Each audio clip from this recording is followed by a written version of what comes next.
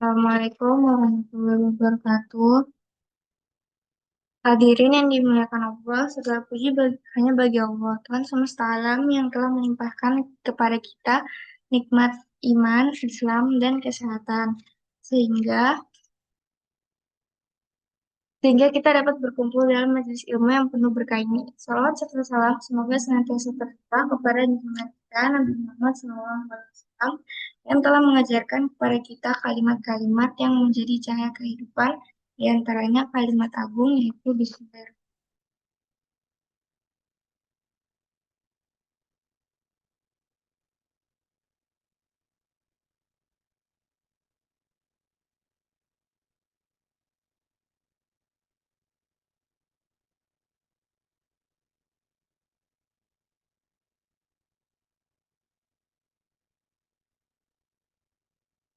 Jadi, di sini saya akan menyampaikan tafsir Al-Fatihah ayat kedua, yaitu kalimat Bismillahirrahmanirrahim.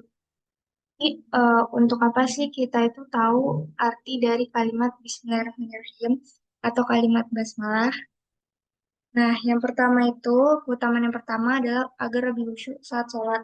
Jadi, ketika kita sholat kan, pasti kita ingin sholat kita itu sempurna. Nah, eh, supaya sholat kita sempurna, pasti kan harus benar-benar memahami apa yang kita baca. Salah satunya itu pastikan kita baca Al-Fatihah. Nah, apa sih arti dari surah Al-Fatihah itu sendiri? Yang pertama, eh, ayat Bismillahirrahmanirrahim itu kan ayat pertama. Nah, artinya itu adalah segala puji bagi Allah, Rabb semesta alam. Nah, ketika kita sholat, eh, kan sholat itu nggak hanya sholat wajib, tapi ada sholat sunnah. Nah, sholat sunnah itu bisa dilakukan berjamaah dan tidak berjamaah. Jadi, em, kalau misalnya sholat sunnah eh, berjamaah itu diambilnya dari mana sih kok bisa kita itu tahu sholat sunnah itu bisa berjamaah. Jadi ada salah satu kisah Itban bin Malik dan sholat sunnah di rumahnya. Jadi Itban bin Malik itu seorang sahabat dari kaum Ansor yang berasal dari Bani Salimah. Ia seorang lelaki tua yang pernah ikut perang Badar dan sangat dicintai oleh kaumnya. Seiring bertambah usia, penglihatannya itu mulai berkurang dan fisiknya makin lemah. Jadi pasti kalau udah tua itu kan fisiknya pasti makin lemah dan eh, udah nggak sesehat waktu muda. Apalagi dia itu rumahnya agak jauh dari masjid, jadi dia itu sering kesulitan buat menempuh jalan ketika hujan turun atau saat gelap malam. Nah, ketika itu dia mendatangi Rasulullah SAW dan berkata, "Wahai Rasulullah, penglihatanku sudah lemah. Aku ingin engkau sudi datang ke rumahku untuk sholat di satu tempat agar aku menjadikannya sebagai musola atau tempat sholat." Nah, lalu Rasulullah itu menyetujui permintaannya. Lalu pada suatu hari beliau itu datang, yaitu Rasulullah bersama beberapa sahabatnya. Sesampainya eh, di rumah Itban, Rasulullah ini bertanya, di manakah engkau ingin aku sholat? Itban lalu menunjukkan sebuah sudut rumah. Maka Rasulullah SAW pun berdiri di sana lalu sholat sunnah 2 rakaat. Para sahabat yang hadir ikut sholat di belakang beliau. Lalu setelah selesai, Rasulullah SAW duduk dan berbincang dengan mereka. Peristiwa ini kemudian diriwayatkan oleh Imam Al-Bukhari dan Muslim dalam hadis sahih. Nah, jadi dari sini itu udah bisa disimpulkan kalau misalnya sholat sunnah itu bisa berjamaah dan eh, sebenarnya nggak semua sholat sunnah itu dianjurkan untuk berjamaah. Ada beberapa yang dianjurkan untuk berjamaah. Contohnya itu sholat id, sholat gerhana, sholat tarawih, dan sholat witir. Selebihnya itu kayak sholat duha dan lain-lain itu nggak dianjurkan karena boleh sih sebenarnya sesekali, nggak sering-sering gitu. Tapi tetap boleh. Cuman yang dianjurkan itu yang sholat id, gerhana, sholat sholat tarawih sama witir gitu. Kalau sholat rawatib itu nggak terlalu dianjurkan. Lalu eh, sebenarnya kita itu penting banget buat tahu kenapa sih apa arti dari bacaan itu. Karena kalau kita tahu maka kita akan khusyuk saatnya dan akan menyempurnakan sholat kita. Kalau misalnya sholat kita sempurna kan eh, sholat kita juga jadi berkah, bacaan kita jadi berkah. Nah, kita tuh juga sebenarnya harus bersyukur kalau misalnya bisa menyempurnakan sholat. Karena nggak semua orang itu bisa sholat dengan sempurna atau beribadah dengan sempurna. Eh, Contohnya aja banyak kan orang yang sibuk kerja gitu. Akhirnya kayak nggak sempet sholat atau eh, lupa sama sholat gitu.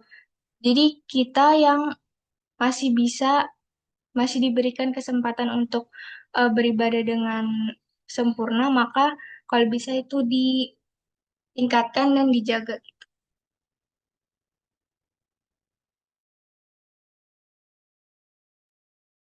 Lalu, yang kedua itu, keutamaan dari kata Bismillahirrahmanirrahim itu terdapat isinya yang paling dekat dengan akbarnya Allah. Jadi, eh, ada sebuah hadis, yaitu ada pula asar yang cukup masyhur dari sebagian tabi'in, yaitu perkataan Abdullah bin As-Samir. Seorang ahli ibadah, sesungguhnya basmalah itu sangat dekat dengan Ismullah Al-A'zam, sebagaimana dekatnya hitam dengan putih pada mata.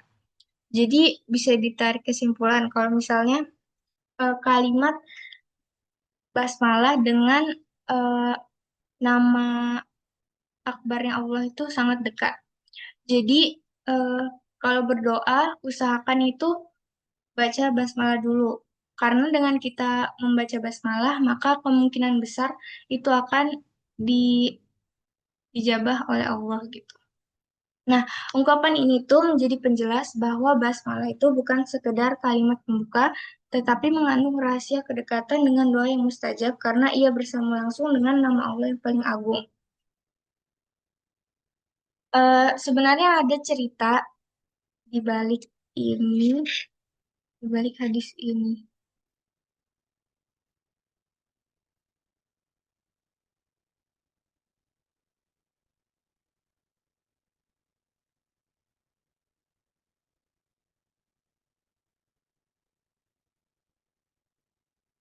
Artinya ngelek.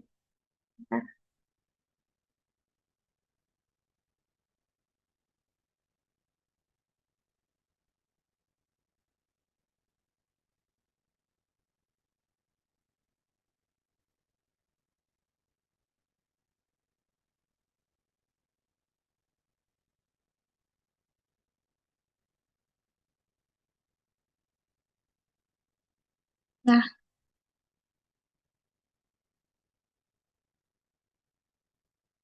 jadi itu eh, ada cerita di balik Abdullah bin Asamir.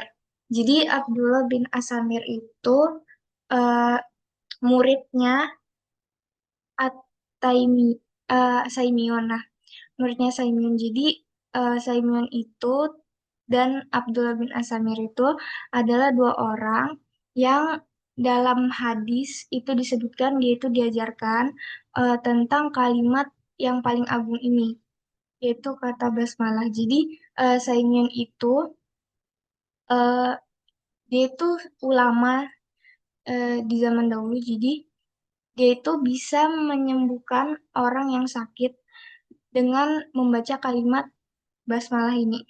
Nah, eh, muridnya itu namanya Abdullah bin Asamir. Dia itu kepo banget atau pengen tahu lah kalimat apa sih yang eh, yang paling agung di antara nama-nama. Nah, lalu dia bertanya eh, kepada si Simon ini tuh. Tapi Saimin ini tuh menyuruh si Abdul bin Asamir itu untuk mencari tahu sendiri. Nah, akhirnya Abdul bin Asamir itu mencari tahu sendiri bagaimana sih bagaimana sih eh, atau apa kalimat yang paling agung itu. Nah, akhirnya si Abdullah bin Asamir ini dia menuliskan semua nama Allah di kayu gitu. Terus dibakar di api unggun.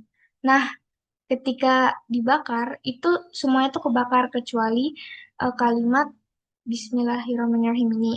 Nah, terus keesokan harinya itu Abdullah bin Aslam ini nyoba lagi tapi pakai batu. Nah, eh, batunya ini tuh nggak kebakar di kalimat yang basmalah ini, tapi malah bikin apinya itu makin redup gitu loh di sekelilingnya, jadi nggak membakar batu itu. Nah, dari situlah Abdullah bin Asamir ini mengetahui eh, kemuliaan atau agungnya kalimat basmalah ini. Lalu Abdullah bin Asamir ini akhirnya juga sama bisa menyembuhkan orang yang sakit. Lalu yang ketiga itu, kalau dibacakan akan mengecil, setan akan mengecil seperti lalat. Jadi ketika kita baca basmalah, setan itu akan mengecil seperti lalat. Di sini ada hadis, la taqul ta'isa syaitan, fa innaka idza qulta dzalika ta'adoma syaitanu hatta yakuna mislal bait. Walakin qul bismillahi fa innaka idz qulta dzalika tasawwarat nafsuhu hatta yakuna asghara min dzubab. Jadi artinya itu jangan kamu katakan celaka syaitan. Jadi di balik hadis ini itu ada cerita. Jadi waktu itu Rasulullah SAW dan sahabatnya itu sedang berpergian. Nah, ketika berpergian itu, sahabatnya ini tuh melihat ada binatang yang tergelincir. Nah, sahabatnya itu lalu berkata, Taisa syaitan atau artinya celaka syaitan. Nah, Nabi Muhammad yang mendengar eh, sahabatnya berkata Taisa syaitan, lalu berkata, jangan kamu katakan celaka syaitan. Karena jika kamu katakan itu, maka syaitan akan membesar hingga sebesar rumah. Tetapi katakanlah bismillah, karena ketika kamu katakan itu, maka jiwanya akan mengecil sampai menjadi kecil, lebih kecil daripada seekor lalat. Riwayat ini ditemukan. Oke. Nah, jadi sebenarnya kita itu nggak boleh mencela syaitan karena kalau misalnya kita mencela syaitan, syaitan itu akan menjadi lebih besar. Dia itu akan merasa dirinya lebih besar gitu loh, bukannya malah mengecil. Terus kalau kita katakan Bismillah, syaitan itu akan mengecil sehingga lebih kecil daripada lalat. Lalu keutamaan yang keempat itu memberi berkah. Memberi berkah itu artinya apa sih? Kan kita selama ini tahu kalau misalnya orang itu selalu ngomong kayak jangan lupa yang ngomong bismillah biar eh, hari-harimu itu berkah atau aktivitas yang kamu lakukan itu berkah. Nah, sebenarnya berkah itu artinya apa sih? Berkah itu artinya menambah pahala kebaikan dari apa yang kita lakukan. Jadi misal kita belajar gitu. Belajar kalau kita membaca basmalah itu apa yang kita pelajari atau ilmu yang kita dapatkan itu akan menjadi berkah atau menambah pahala kebaikan bagi diri kita. Lalu contohnya yang lain itu misal kalau lagi makan. Makan itu kalau misalnya kita baca basmalah itu energi dari makanan yang kita dapatkan itu memudahkan kita untuk mengerjakan kebaikan. Nah, tapi kan kadang kita itu lupa buat baca bismillah, padahal itu termasuk yang enteng gitu kalau kita lakuin, karena kan eh, diucapkan dan itu nggak banyak gitu loh kalimatnya. Jadi termasuk perilaku yang gampang dilakukan. Cuman kita sering lupa, padahal itu dampaknya besar banget.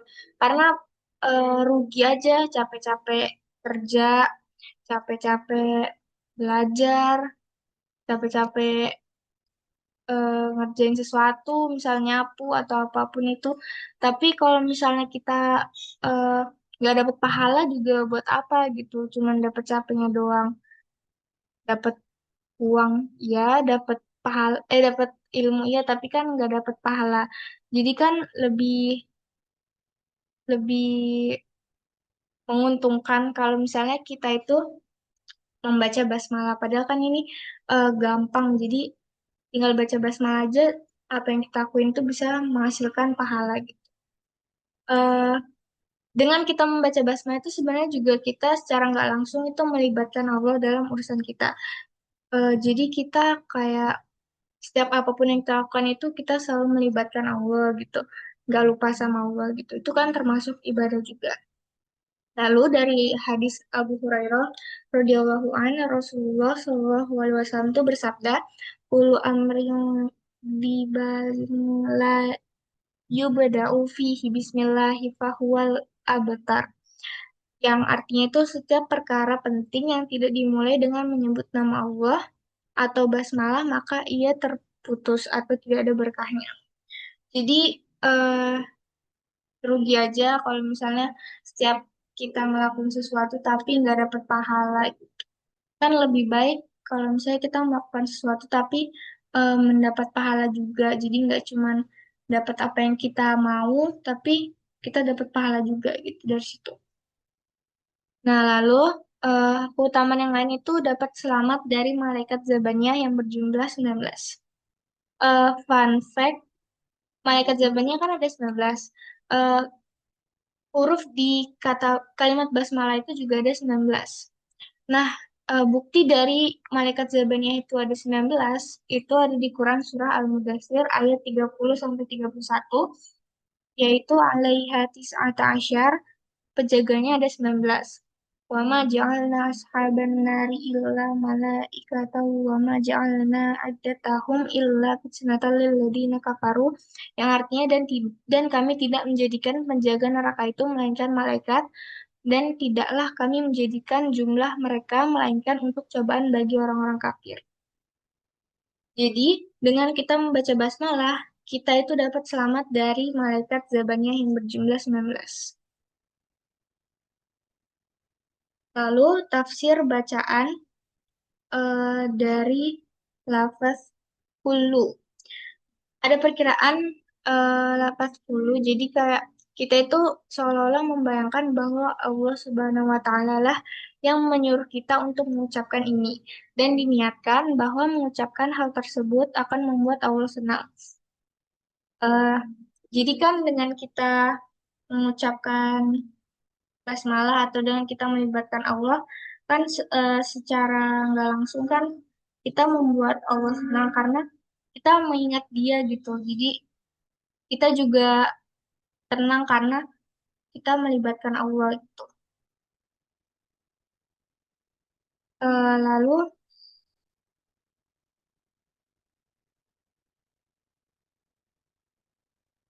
yang kedua itu di dalamnya mencerminkan betapa dominan sifat rahmat Allah. Jadi eh, kita kan tahu Allah itu Maha Penyayang dan Maha Pengasih gitu. Tapi ini sebenarnya dibahas di eh, materi selanjutnya. Jadi eh, Allah itu punya sifat rahmat yaitu Maha Penyayang. Eh, tapi kita nggak bisa juga eh, apa maksudnya lebih berpegang pada oh kan Allah Maha Penyayang. Jadi ya ya udah nggak apa ngelakuin dosa yang penting nanti kan bisa taubat. Nah, sebenarnya itu nggak boleh juga karena Allah itu eh, tanya paling berat juga. Jadi sebenarnya kita itu kalau meyakini harus seimbang gitu antara rasa takut dengan meyakini rasa sayangnya Allah gitu. Nah, salah satu contoh dari kasih sayang Allah itu adalah jadi ada hadis dalam Sunan Abu Daud yang diriwayatkan dari Ibnu Abbas radhiyallahu an. eh, Karena Rasulullah sallallahu alaihi wasallam la ya'rifu faslas surati hatta tanzil alaihi bismillahirrahmanirrahim. Nah, jadi Rasulullah sallallahu alaihi wasallam itu tidak mengetahui akhir suatu surah dan awal surah berikutnya hingga turun kepadanya bismillahirrahmanirrahim. Nah, jadi zaman dulu Rasulullah itu nggak tahu bedanya eh, pembatasnya lah antara surah yang satu dengan surah yang lainnya. Hingga Allah itu menurunkan kalimat Bismillahirrahmanirrahim Yang dari situlah Rasulullah itu tahu kalau misalnya pembatas dari satu surah dengan surah lain itu adalah kalimat Bismillahirrahmanirrahim. Nah, ini menjadi salah satu bukti kebaikan Allah karena eh, ketika Rasulullah itu bingung, Allah itu mengirimkan petunjuk kepada nabinya gitu. Dan kita juga kan kalau dalam kehidupan sehari-hari misalnya kita nggak sengaja lupa sholat gitu. Tapi Allah itu tetap ngasih kita makan, ngasih kita minum, terus tetap ngasih kita rizki, tetap ada aja rizki yang datang walaupun sebenarnya kita itu kadang masih lalai gitu dari Allah, tapi Allah itu tetap memberikan nikmatnya kepada kita, tetap mengingat kita, tetap eh, gak memutuskan eh, sifat rahmatnya dia kepada kita. Lalu ada tafsir bacaan yang kedua itu Ba'lil Muhasabah dan Ba'lil Isti'anah. Nah, jadi ada kisah di balik ini. Jadi dikisahkan bahwa Ibnu Taimiyah atau Saimiyah tadi yang termasuk dua orang yang bisa menyembuhkan orang yang sakit itu. Nah, dikisahkan bahwa Ibnu Taimiyah itu sangat menekankan pentingnya memulai segala urusan dengan Bismillahirrahmanirrahim. Beliau menjelaskan kepada murid-muridnya bahwa basmalah bukan sekedar lafaz pembuka, melainkan doa sekaligus pernyataan ketergantungan seorang hamba kepada Allah. Ibnu Taimiyah berkata, kalimat ini adalah rahasia keberkahan. Barang siapa membiasakannya, maka Allah akan mencukupinya dalam urusan dunia dan akhirat. Nah, suatu ketika itu, seorang murid beliau bertanya, wahai guru, mengapa setiap kitab para ulama besar selalu diawali dengan basmalah? Lalu beliau menjawab dengan lembut, karena Allah memulai kitabnya dengan basmalah, maka kita sebagai hamba wajib mencontoh. Tidak ada keberkahan dalam sebuah ilmu, amal, ataupun tulisan jika tidak diawali dengan menyebut nama Allah atau membaca basmalah tadi. Ibnu Taimiyah juga pernah menasihati muridnya bahwa basmalah itu memiliki dua dimensi makna, yaitu ba isti'anah yang berarti eh, sebagian ulama itu menafsirkan bahwa ba itu adalah kebersamaan atau pernyataan yang artinya itu aku memulai pekerjaanku bersama atau dalam penyertaan nama Allah. Oh, di sini huruf ba itu berarti permohonan, pertolongan, sehingga membaca basmalah itu bermakna dengan menyebut nama Allah, aku memulai dengan pertolongannya, aku mampu. Lalu yang kedua ada ba al-istianah, eh, yang dimana mayoritas ulama nahwu dan tafsir seperti Al-Tabari, Al-Razi, dan Al-Baidawi itu menafsirkan huruf pada bismillah sebagai ba'al istianah, yang artinya dengan nama Allah aku memulai pekerjaanku dengan memohon pertolongan dan keberkahan darinya. Lalu ada pula cerita lain bahwa seorang murid Ibnu Taimiyah itu pernah lupa untuk membaca basmalah ketika menulis risalah. Ketika ia menyerahkan tulisannya, Ibnu Taimiyah itu langsung menegurnya dengan penuh kasih. Nah, tulisanmu baik, tetapi ada yang hilang darinya. Kau lupa menjemput berkah Allah dengan basmalah. Ingatlah, jika Allah tidak disebut di awal, maka banyak urusan akan terputus di tengah jalan. Sejak hari itu, murid-muridnya itu berusaha tidak pernah melupakan basmalah dalam segala hal. Beliau juga mengingatkan dengan sebuah asar yang dimana barang siapa yang memuliakan nama Allah, maka Allah akan memuliakan namanya di dunia dan di akhirat. Karena itu, Ibnu Taimiyah selalu menekankan basmalah sebagai kunci dari rahmat, dan rahmat adalah segala kunci dari kebaikan. Lalu, kan di sini disebutkan bahwa barang siapa yang memuliakan nama Allah, maka Allah akan memuliakan namanya di dunia dan di akhirat. Ini tuh berhubungan dengan eh, poin yang terakhir. Kalau yang ke poin yang ini membuat ibadah menjadi khusyuk ini kan sudah dibahas tadi, yaitu dengan kita membaca basmalah, maka itu akan menyempurnakan ibadah kita gitu. Dan eh, nama Allah itu berasal dari kata ilah yang berarti kita itu memberikan puncak kecintaan kita dan puncak penghinaan kita kepada Allah. Lalu supaya bertabaruk dengan nama Allah Subhanahu wa Ta'ala. Nah, bertabaruk itu apa sih? Bertabaruk itu adalah mencari atau mengambil berkah. Berkah itu kebaikan dan pertambahan dari nilai kebaikan itu sendiri. Dari sesuatu yang telah ditetapkan memiliki kelebihan oleh Allah Subhanahu wa Ta'ala seperti nabi, orang soleh, waktu tertentu dan tempat yang disucikan.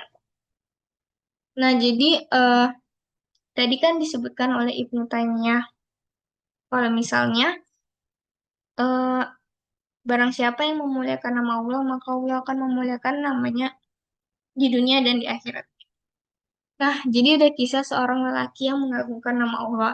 Dikisahkan dalam kitab-kitab tafsir, suatu ketika ada seorang lelaki yang menemukan secari kertas di jalan.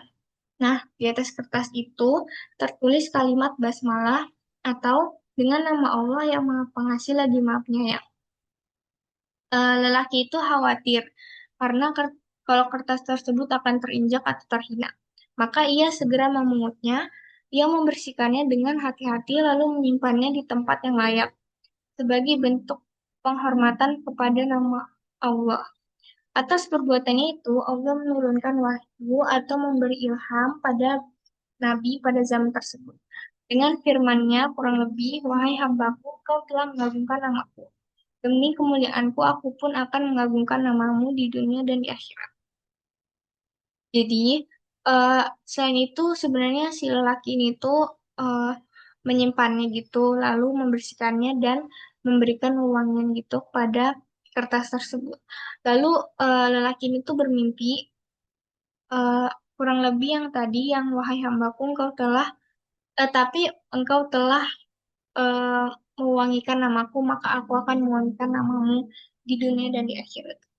Jadi, poin pentingnya adalah kalau kita misalnya selalu melibatkan Allah, maka Allah juga akan mengingat kita gitu.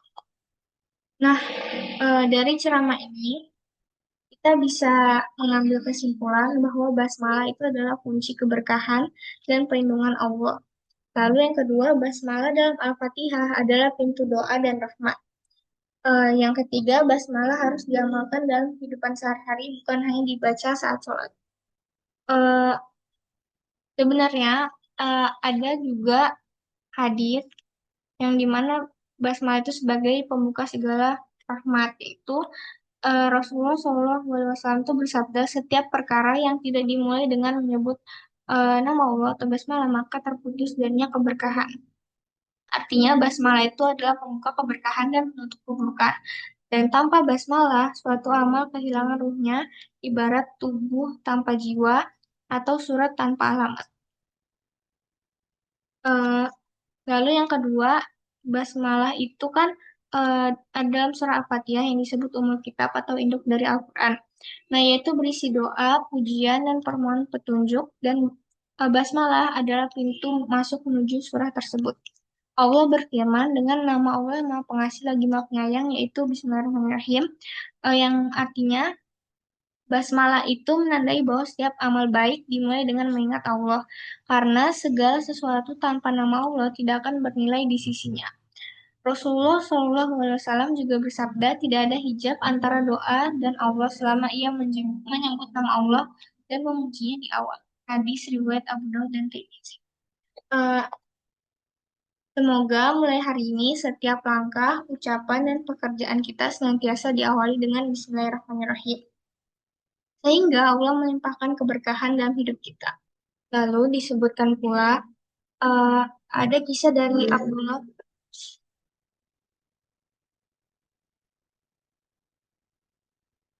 Lalu ada pula hadis tentang keagungan nama Allah. Jadi Rasulullah SAW itu bersabda, barang siapa yang membaca Bismillahirrahmanirrahim, maka baginya ditulis 4.000 kebaikan, dihapus 4.000 dosa, dan diangkat 4.000 derajat. Hadis riwayat Ad-Dailami dalam Musnad Al-Firdaus.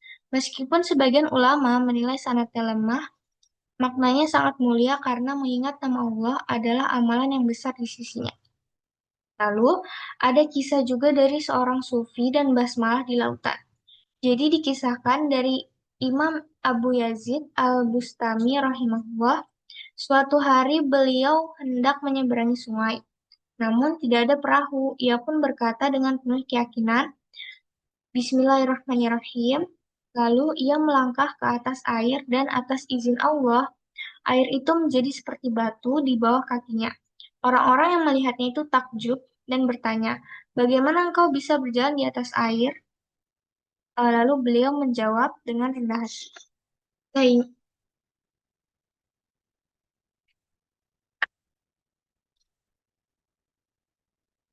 aku berjalan bukan dengan kakiku, tapi dengan kalimat yang dengannya langit dan bumi berdiri. Bismillahirrahmanirrahim."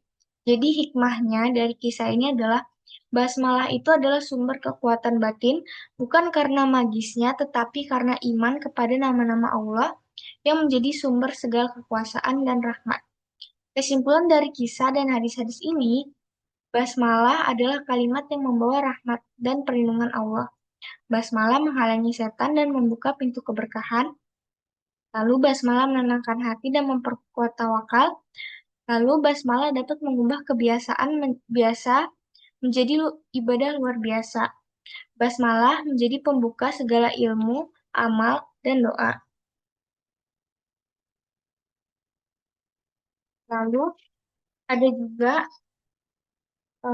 kisah dari teladan para ulama, yaitu Imam Asy-Syafi'i rahimahullah pernah berkata, aku suka setiap amal, kecil maupun besar, diawali dengan bismillah. Imam Ahmad bin Hanbal pun dikenal tidak pernah makan, menulis, atau memulai pengajian tanpa mengucapkan basmalah. Bahkan para ulama terdahulu selalu menulis Bismillahirrahmanirrahim di awal kitab mereka, meniru cara Allah memulai kitabnya Al-Quran. Hingga suatu ketika, seorang murid yang tadi, atau yang pernah saya sebutkan tadi, yaitu seorang murid Ibnu Taimiyah menulis risalah tanpa basmalah, yaitu saat ia menyerahkan tulisannya, sang guru menegur dengan lembut, nak, tulisanmu baik, tapi kau lupa menjemput berkah Allah. Jika Allah tidak disebut di awal, maka urusan bisa terputus di tengah jalan. Sejak itu, murid-muridnya tidak pernah lagi melupakan basmalah. Lalu, basmalah juga merupakan sumber barokah atau keberkahan itu sendiri. Tadi, kata barokah itu berarti kan bertambahnya kebaikan yang diridhoi Allah. Basmalah adalah pintu masuk untuk memperoleh barokah dalam setiap amal. Rasulullah SAW bersabda, barang siapa yang menyebut nama Allah ketika masuk rumah, maka setan berkata, tidak ada tempat bermalam bagi kami jika ia menyebut nama Allah ketika makan. Setan berkata, tidak ada makan malam bagi kami. Hadis riwayat Muslim. Oleh karena itu, dengan membaca basmalah, kita mengundang malaikat dan menutup jalan setan. Lalu selanjutnya, hikmah kehidupan sehari-hari bisa kita renungkan bahwa berapa banyak aktivitas kita setiap hari, yaitu makan, minum, belajar, kerja, menulis, bepergian, ataupun tidur. Jika semua itu kita awali dengan Bismillahirrahmanirrahim, maka Allah akan menjaga dan memberkahi semuanya. Semuanya. Ulama berkata, basmalah di lisan adalah zikir, di hati adalah tawakal, di amal adalah niat, dan di hasil adalah keberkahan. Lalu ada juga kisah Imam Ahmad bin Hanbal dan tukang roti. Dikisahkan dalam Syiar A'lam An-Nubala, suatu malam Imam Ahmad bin Hanbal sedang dalam perjalanan dan tidak diterima menginap di penginapan. Ia pun duduk di depan toko roti. Tukang roti itu kasihan, lalu mempersilakannya duduk di dalam. Ketika Imam Ahmad memperhatikan tukang roti itu, ia melihat sang tukang terus mengucapkan basmalah dan istighfar sambil menguleni adonan. Imam Ahmad bertanya, wahai saudaraku, apa manfaat dari kebiasaanmu ini? Tukang roti itu menjawab, setiap kali aku memulai sesuatu, aku ucapkan Bismillahirrahmanirrahim. Dan setiap aku istighfar, Allah mudahkan urusanku. Aku belum pernah meminta sesuatu kepada Allah kecuali dikabulkan. Tapi kecuali satu hal. Imam Ahmad kemudian bertanya, apa itu? Dan tukang roti itu menjawab, aku berdoa agar dipertemukan dengan Imam Ahmad bin Hanbal. Imam Ahmad bin Hanbal pun tersenyum haru dan berkata, Subhanallah, inilah Ahmad bin Hanbal di hadapanmu. Aku datang kepadamu karena Allah memperkenankan doamu. Hikmahnya, basmalah dan zikir yang ikhlas bisa menjadi pembuka jalan keberkahan dan pengabulan doa. Lalu ada hikmah, ada hadis juga mengenai malaikat melindungi orang yang membaca basmalah. Rasulullah SAW bersabda, apabila seseorang naik kendaraan lalu mengucapkan Bismillahirrahmanirrahim, maka setan berkata kepada kawan-kawannya, tidak ada jalan bagi kalian untuk mengganggunya. Hadis riwayat Ibnu Sunni dan Tabrani. Hikmahnya, basmalah itu bukan hanya ucapan mulut, tapi tanda tawakal dan perlindungan saat berpergian. Karena itu, para ulama menekankan membaca basmalah ketika naik kendaraan, pesawat, atau bahkan menyalakan mesin. Lalu ada kisah seorang pencuri yang bertaubat karena